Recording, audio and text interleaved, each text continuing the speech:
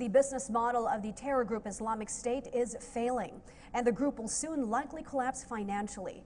This is according to a detailed analysis of IS finances by the London-based International Center for the Study of Radicalization and the accounting firm Ernst & Young. Henry Ridgewell has this report.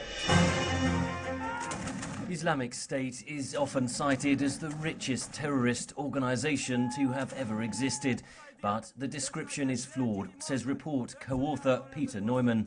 ISIS isn't just a terrorist organization, it is a quasi-state, which means it has territory, it has a population, and most of its income comes from that territory. It taxes people, it extracts oil, and it also loots and confiscates the property of people who fled.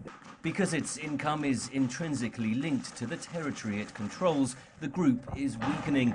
The global coalition, an association of 68 countries fighting against Islamic State, says the group has lost 62% of its territory in Iraq since 2014, its high point, and 30% in Syria.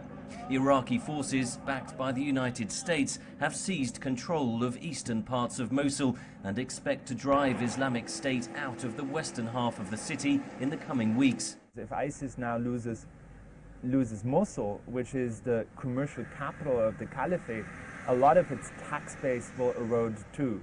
And that's why we're concluding that the business model of ISIS is about to collapse. It's failing. It's no longer able to sustain itself. The nature of the group means an accurate analysis is difficult. It operates largely on the black market and there are few paper trails. But evidence suggests IS annual revenue has been cut by more than half, from $1.9 billion in 2014 to a maximum of $870 million last year. There are no signs the group has created other revenue streams.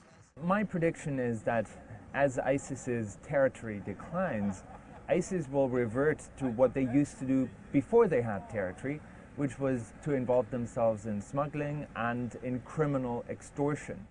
But Neumann warns that the decline in income may not limit the group's ability to carry out terrorist attacks outside its territory.